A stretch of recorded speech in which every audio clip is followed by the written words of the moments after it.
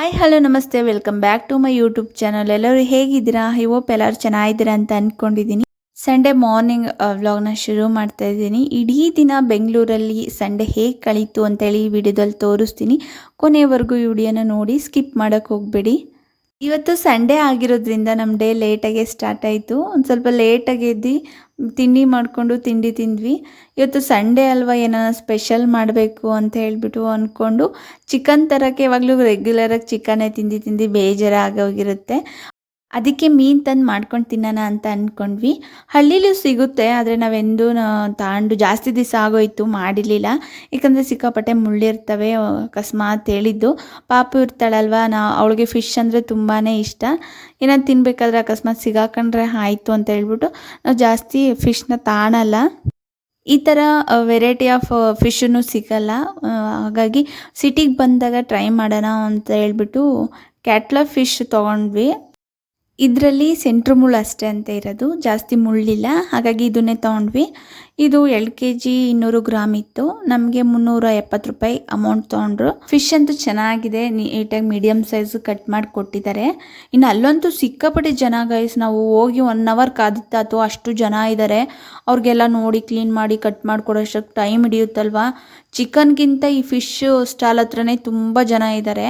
Kunigal fish stall ಅಂತ ಹೇಳ್ಬಿಟ್ಟು ತುಂಬ ಚೆನ್ನಾಗಿ ಬಂದಿದ ತಕ್ಷಣ ಫಿಶ್ನ ಕ್ಲೀನ್ ಮಾಡ್ಕೊಳಕ್ಕೆ ರೆಡಿ ಮಾಡಿಕೊಂಡೆ.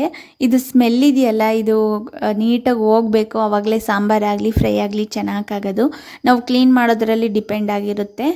ಇನ್ನು ನಮ್ಮ ಮನೇಲಿ ಎಲ್ಲರೂ ಸಾಂಬಾರು ಜಾಸ್ತಿ ಇಷ್ಟಪಡೋದು. ಬಟ್ ನನಗೆ ಸಾಂಬಾರಿಗಿಂತ ತವಾ ಫ್ರೈ ಆಗಿರ್ಬೋದು, ಕಬಾಬ್ ಆಗಿರ್ಬೋದು, ಆ ಥರ ನನಗಿಷ್ಟ.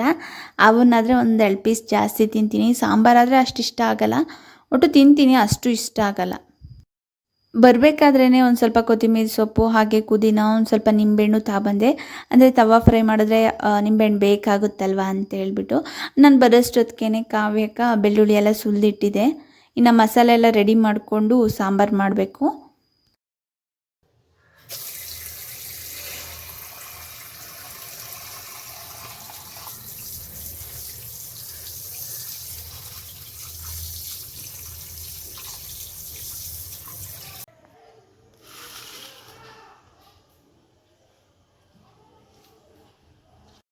ಈ ಮೀನು ಪೀಸನ್ನು ನೀಟಾಗಿ ಒಂದು 2 ಸತಿ ನೀರಲ್ಲಿ ತೊಳಿಬೇಕು.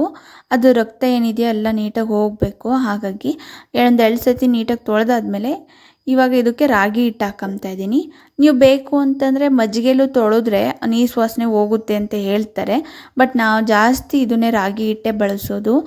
ಇದ್ರಾಗ ಬಳಸಿದ್ರೆ ನೀಟಾಗಿ ಸ್ಮೆಲ್ ಹೋಗ್ಬಿಡುತ್ತೆ, ಅಷ್ಟು ನೀರು ವಾಸನೆ ಬರೋದೇ ಇಲ್ಲ, ಚೆನ್ನಾಗೂ ಆಗುತ್ತೆ ಸಾಂಬಾರು. ನಮ್ಮಪ್ಪ ಆಗಲಿ ನಮ್ಮಮ್ಮ ಆಗಲಿ ಇದೇ ಟ್ರಿಕ್ನ ಯೂಸ್ ಮಾಡ್ತಾರೆ. ಅದನ್ನು ನಾನು ಫಾಲೋ ಆಗ್ತಾಯಿದ್ದೀನಿ ಅಷ್ಟೇ. ಇವಾಗ ಒಂದು ಸ್ವಲ್ಪ ರಾಗಿ ಹಿಟ್ಟು ಹಾಕ್ಕೊಂಡು ಎಲ್ಲದಕ್ಕೂ ಒಂಥರ ಈಕ್ವಲಾಗಿ ಸ್ಪ್ರೆಡ್ ಮಾಡಬೇಕು ಕೈಯಲ್ಲಿ, ಮಸಾಜ್ ಟೈಪು. ಎಲ್ಲ ನೀಟಾಗಿ ಆದಮೇಲೆ ಒಂದು 2 ಸತಿ ಆ ಹಿಟ್ಟು ಏನಿದೆಯೋ ಅದನ್ನೆಲ್ಲ ನೀಟಾಗಿ ಹೋಗೋ ಥರ ತೊಳ್ಕೊಬೇಕು. ಮತ್ತೆ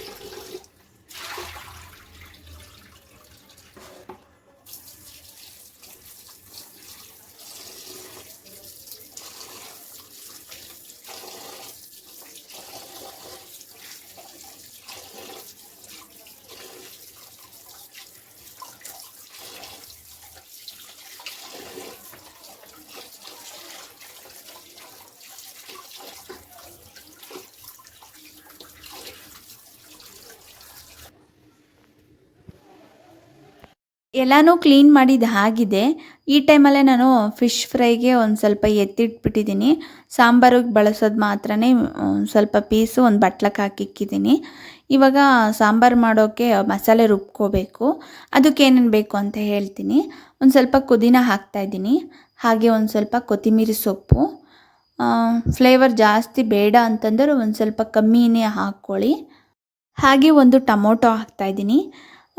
ಮೀನು ಸಾರು ಅಂದ್ರೇ ಹುಳಿ ಜಾಸ್ತಿ ಹಾಕಿ ಮಾಡಬೇಕು, ಆವಾಗಲೇ ಚೆನ್ನಾಗಿ ಟೇಸ್ಟಿಯಾಗಿರುತ್ತೆ. ಇಲ್ಲಿ ಒಂದೇ ಒಂದು ಟೊಮೊಟೊ ಬಳಸಿ ಹುಣಸೆ ಹುಳಿ ಜಾಸ್ತಿ ಹಾಕ್ತೀನಿ. ಹಾಗೆ ಒಂದು ಸ್ವಲ್ಪ ಈರುಳ್ಳಿ, ಇಲ್ಲಿ ಒಂದು ಸ್ವಲ್ಪ ಕೊಬ್ಬರಿ ಬಳಸಿದ್ದೀನಿ, ನೀವು ಬೇಕು ಅಂದರೆ ತೆಂಗಿನಕಾಯಿನೂ ಬಳಸ್ಬೋದು. ಹಾಗೆ ಒಂದು ಸ್ವಲ್ಪ ಬೆಳ್ಳುಳ್ಳಿ ಹಾಕಿದ್ದೀನಿ. ಇದನ್ನೆಲ್ಲ ನೈಸಾಗಿ ಮಿಕ್ಸಿಗೆ ಹಾಕ್ಕೋಬೇಕು. ನಾವು ಯಾವುದೇ ಮಿಕ್ಸಿಗೆ ಹಾಕಿದ್ರೂ ಎಷ್ಟು ನುಣ್ಣಗೆ ಪೇಸ್ಟ್ ಆಗುತ್ತೋ ಅಷ್ಟು ಟೇಸ್ಟ್ ಇರುತ್ತಂತೆ ಸಾಂಬಾರು. ನಾನು ಮಿಕ್ಸಿಗೆ ಹಾಕಬೇಕಾದ್ರೇ ಎಲ್ಲನೂ ಒಂದೇ ಸಲ ಸೇರಿಸ್ಬಿಟ್ಟು ಹಾಕ್ತೀನಿ. ಇವಾಗ ನೋಡಿ ಇದಕ್ಕೆ ಒಂದು ಸ್ವಲ್ಪ ಖಾರದ ಪುಡಿ ಹಾಕ್ತಾಯಿದ್ದೀನಿ. ನಿಮ್ಗೆ ಎಷ್ಟು ಬೇಕೋ ಅಷ್ಟು ಖಾರದ ಪುಡಿ, ಖಾರ ಜಾಸ್ತಿ ಇದ್ದರೆ ಕಮ್ಮಿ ಹಾಕ್ಕೊಳ್ಳಿ, ಬೇಕು ಅಂತಂದರೆ ಜಾಸ್ತಿ ಹಾಕ್ಕೊಳ್ಳಿ. ಇಲ್ಲಿ ಎಲ್ಲ ನಾನು 2 ಸ್ಪೂನ್ ಹಾಕ್ಕೊತಾ ಇದ್ದೀನಿ. ಇದು ಧನಿಯಾ ಪೌಡ್ರು ಮನೇಲಿ ಮಾಡಿರೋದಾದರೆ ಇನ್ನೂ ಚೆನ್ನಾಗಿರುತ್ತೆ. ಖಾಲಿ ಆಗಿರೋದ್ರಿಂದ ಇಲ್ಲಿ ರೆಡಿಮೇಡ್ ಧನಿಯಾ ಪೌಡ್ರ್ ಯೂಸ್ ಮಾಡ್ತಾಯಿದ್ದೀವಿ. ಖಾರದ ಪುಡಿ 2 ಸ್ಪೂನು, ಧನಿಯಾ ಪೌಡ್ರ್ 2 ಸ್ಪೂನು ಹಾಕಿಬಿಟ್ಟು ಚೆನ್ನಾಗಿ ಪೇಸ್ಟ್ ಮಾಡಿದ್ದೀನಿ. ನೋಡಿ, ಇಷ್ಟು ಚೆನ್ನಾಗಿ ಪೇಸ್ಟ್ ಆದ್ರೇ ಸಾಂಬಾರು ಚೆನ್ನಾಗಿರುತ್ತೆ. ಬೆಳಿಗ್ಗೆ ತಿಂಡಿಗೆ ನಾನು ದೋಸೆ ಮಾಡಿದ್ದೆ, ಹೆಸರು ಕಾಳು ದೋಸೆ. ತುಂಬ ಚೆನ್ನಾಗಿ ಬಂದಿದ್ವು. ಹೆಲ್ತಿನೂ, ಹೆಸರು ಕಾಳು ಹಾಕಿ ಮಾಡಿರೋದ್ರಿಂದ ತುಂಬ ಹೆಲ್ತಿನೂ ಇರುತ್ತೆ. ಯಾವಾಗಲೂ ರೆಗ್ಯುಲರಾಗಿ ಒಂದೇ ಥರ ದೋಸೆ ಮಾಡ್ಕೊಂಡು ತಿಂದರೆ ಬೇಜಾರಾಗುತ್ತಲ್ವ, ಹಾಗಾಗಿ ನಾನು ಆವಾಗವಾಗ ಈ ಥರ ಟ್ರೈ ಮಾಡ್ತಾಯಿರ್ತೀನಿ. ಇನ್ನು ಎಲ್ಲ ಒಂದು ಸ್ವಲ್ಪ ಹಿಟ್ಟು ಮಿಕ್ಕಿತ್ತು, ಅದನ್ನು ಫ್ರಿಜ್ಜಲ್ಲಿ ಇಡೋಣ ಅಂತೇಳ್ಬಿಟ್ಟು ಒಂದು ಬಟ್ಲಿಗೆ ಹಾಕ್ತಾಯಿದ್ದೀನಿ. ಹೆಸರು ಕಾಳು ದೋಸೆ ಮಾಡೋದನ್ನು ನಾನು ವಿಡಿಯೋ ಮಾಡಿ ನನ್ನ ಚಾನಲಲ್ಲಿ ಅಪ್ಲೋಡ್ ಮಾಡಿದ್ದೀನಿ. ಯಾರೆಲ್ಲ ನೋಡಿಲ್ಲ ಒಂದ್ಸಲ ಹೋಗಿ ಚೆಕ್ ಮಾಡಿ.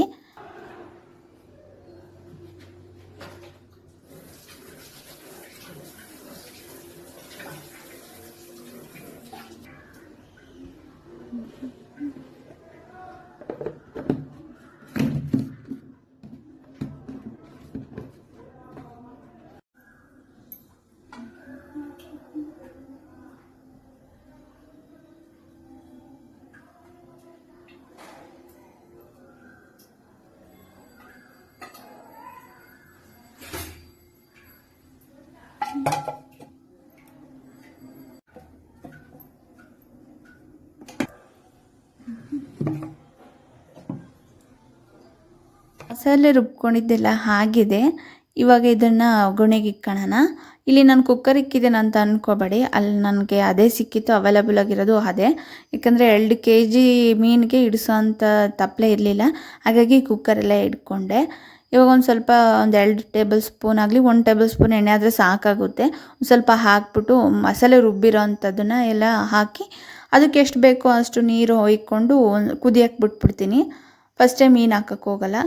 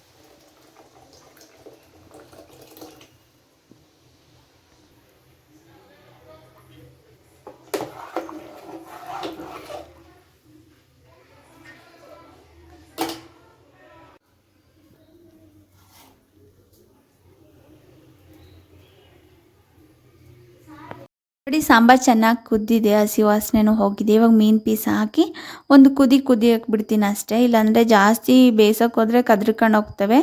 ಹಾಗಾಗಿ ಒಂದು ಕುದಿ ಬಂದಿದ್ದ ತಕ್ಷಣ ಆಫ್ ಮಾಡಿದ್ದೀನಿ. ಸೊ ಸಾಂಬಾರೇನೋ ರೆಡಿ ಆಯಿತು. ಇವಾಗ ತವಾ ಫ್ರೈಗೆ ರೆಡಿ ಮಾಡ್ಕೊಳ್ಳೋಣ.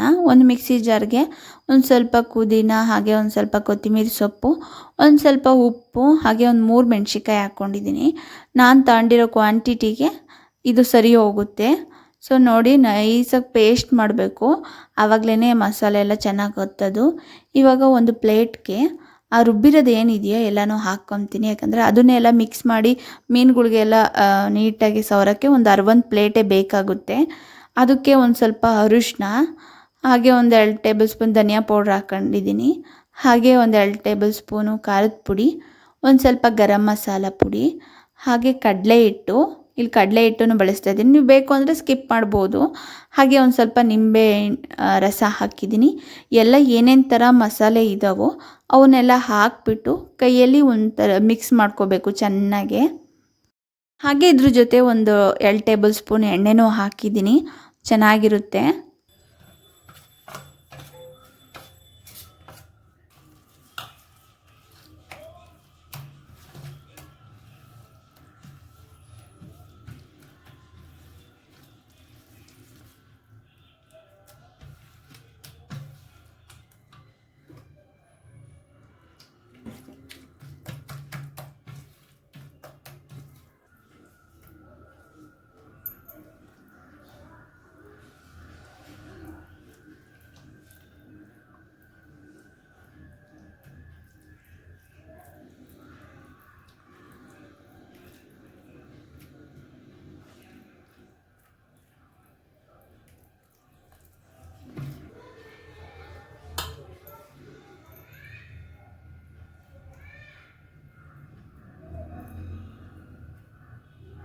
ಮಸಾಲೆ ಎಲ್ಲ ಕಲಸಿದ್ದಾಗಿದೆ. ಇವಾಗ ಮೀನುಗಳಿಗೆ ನೀಟಾಗಿ ಮಸಾಲೆ ಎಲ್ಲ ಹಚ್ಬಿಡೋಣ. ನೀಟಾಗಿ ಹಚ್ಬಿಟ್ಟು ಒಂದು ಕಡೆಗೆ ಇಕ್ತೀನಿ. ಒಂದು 3 ಅವರ್ 4 ಅವರ್ ನೆಂದ್ರೂ ಇನ್ನೂ ಚೆನ್ನಾಗಿರುತ್ತೆ. ಮಸಾಲೆ ಎಲ್ಲ ಹೊಂದ್ಕೊಳ್ಳುತ್ತೆ ಚೆನ್ನಾಗಿ, ಫಿಶ್ಗೆ ನೀಟಾಗಿ ಹಿಡ್ದು ಟೇಸ್ಟು ಚೆನ್ನಾಗಿರುತ್ತೆ. ಬಟ್ ನನಗೆ ಅಷ್ಟೊಂದು ಟೈಮ್ ಇರಲಿಲ್ಲ. ನಾವು ಮಾಡೋಷ್ಟೊತ್ತಿಗೆ ನೈಟ್ ಆಗಿತ್ತು, ನೈಟ್ ಮಾಡ್ತಿರೋದು ನಾನು. ಹಾಗಾಗಿ ನಾನು ಒಂದು ಅರ್ಧ ಗಂಟೆ ಎತ್ತಿಟ್ಟಿದ್ದೆ ಅಷ್ಟೇ ಮ್ಯಾರಿನೇಟ್ ಆಗೋಕ್ಕೆ. ಅಂದರೆ ಬೆಳಿಗ್ಗೆ ಮಾಡಿ ರಾತ್ರಿಗೆ ನಾವು ಸುಟ್ಕೊಂಡ್ರೆ ಇನ್ನೂ ಚೆನ್ನಾಗಿರುತ್ತೆ ಗಾಯ್ಸ್. ಲಿಟ್ರಲಿ ನಾವು ಒಂದು ಸ್ವಲ್ಪ ಪೀಸ್ ಎತ್ತಿಟ್ಟಿದ್ವಿ. ನೆಕ್ಸ್ಟ್ ಡೇಗೆ ಅಂತೂ ಸಖತ್ತಾಗಿತ್ತು, ಅಷ್ಟು ಚೆನ್ನಾಗಿ ಬಂದಿತ್ತು. ಆವಾಗ ಅನ್ನಿಸ್ತು ಒಂದು ಸ್ವಲ್ಪ ಲೇಟಾಗಿ ಮಾಡಿ ತಿಂದ್ರೇ ಚೆನ್ನಾಗಿರುತ್ತೆ ಅಂತ ಹೇಳಿ. ಇವಾಗ ಇದನ್ನು ಆಗಿದೆ ನೋಡಿ, ಒಂದು ಅರ್ಧ ಗಂಟೆ ಎತ್ತಿಟ್ಟಿದ್ದೆ. ಇವಾಗ ಇದನ್ನು ನೀಟಾಗಿ 2 ಕಡೆನೂ ಸುಟ್ಕೋಬೇಕು. ನಾನಿಲ್ಲಿ ರೊಟ್ಟಿ ಸುಡೋದನ್ನೇ ಬಳಸ್ತಾ ಇದ್ದೀನಿ. ರಾಗಿ ರೊಟ್ಟಿ ಆಗಲಿ ಜೋಳದ ರೊಟ್ಟಿ ಸುಡೋವಂಥದ್ದು ಪ್ಯಾನಲ್ಲೇ ಬಳಸ್ತಾ ಇದ್ದೀನಿ. ಅದೇ ಒಂದು ಸ್ವಲ್ಪ ಅರ್ವಕ್ಕೈತೆ. ಒಂದು ಸ್ವಲ್ಪ ಎಣ್ಣೆ ಹಾಕಿ ಅದೊಂದು ಸ್ವಲ್ಪ ಲೈಟಾಗಿ ಬಿಸಿ ಆಗಿದ ತಕ್ಷಣ ಈ ಮಸಾಲೆ ಏನು ಹಚ್ಚಿಟ್ಟಿದೆಯೋ ಆ ಮೀನನ್ನು ಹಾಕಿ ನೀಟಾಗಿ ಸುಡ್ಕೋಬೇಕು 2 ಕಡೆನೂ. ನಾನು ಜಾಸ್ತಿ ಮೀಡಿಯಮ್ ಫ್ಲೇಮ್ಗೂ ಇಟ್ಟಿಲ್ಲ, ಜಾಸ್ತಿ ಹೈ ಫ್ಲೇಮ್ಗೂ ಇಟ್ಟಿಲ್ಲ. ಲೋ ಫ್ಲೇಮಲ್ಲೇ ತುಂಬ ಟೈಮ್ ತೊಗೊಂಡ್ರೂ ಲೋ ಫ್ಲೇಮಲ್ಲೇ ಮಾಡ್ತಾಯಿದ್ದೀನಿ. ನಾವು ಮೀಡಿಯಮ್ ಫ್ಲೇಮಲ್ಲಿ ಇಟ್ಟಾಗ ಏನಾಗುತ್ತೆ ಅಂದರೆ ಒಂದು ಸ್ವಲ್ಪ ಮಸಾಲೆದು ಹಸಿ ಹಸಿ ವಾಸನೆ ಇದ್ದೇ ಇರುತ್ತೆ. ಫಿಶ್ ಏನೋ ಬೇಗ ಬೆಂದಿರುತ್ತೆ ಅನಿಸುತ್ತೆ, ಮಸಾಲೆ ಹಾಗೆ ಹಸಿ ವಾಸನೆ ಥರ ಸಿಹಿ ಇರುತ್ತೆ. ಹಾಗಾಗಿ ನಾನು ಲೋ ಫ್ಲೇಮಲ್ಲಿ ಇಟ್ಕೊಂಡೆ, ಎಷ್ಟು ಟೈಮ್ ತೊಗೊಂಡ್ರೂ ಅಷ್ಟೇ ಲೋ ಫ್ಲೇಮಲ್ಲಿ ಇಟ್ಕೊಂಡೇ ಮಾಡ್ಕೊತಾ ಇದ್ದೀನಿ. ತುಂಬ ಚೆನ್ನಾಗಿ ಬರ್ತವೆ. ನಾವು ಅದನ್ನು ಟರ್ನ್ ಮಾಡ್ಕೋಬೇಕಾದ್ರೆ ಒಂದು ಸ್ವಲ್ಪ ಕೇರ್ಫುಲ್ಲಾಗಿ ಟರ್ನ್ ಮಾಡ್ಕೋಬೇಕು. ಇದು ಕ್ಯಾಟ್ಲಾ ಫಿಶ್ ಅಲ್ವಾ, ಒಂದು ಸ್ವಲ್ಪ ಸೆನ್ಸಿಟಿವ್ ಆಗಿ ಇರುತ್ತೆ. ಚಿಕನ್ನಲ್ಲಿ ನೆಣ ಬರುತ್ತಲ್ವ, ಆ ಥರ ಇದರಲ್ಲೂ ಒಂದು ಸ್ವಲ್ಪ ನೆಣ ಜಾಸ್ತಿ ಆಯಿಲ್ ಬಿಡ್ಕೊಳುತ್ತೆ. ಸೊ ನೋಡಿಕೊಂಡು ಇದು ಮಾಡ್ಕೋಬೇಕು, ಸುಟ್ಕೋಬೇಕು 2 ಕಡೆನೂ.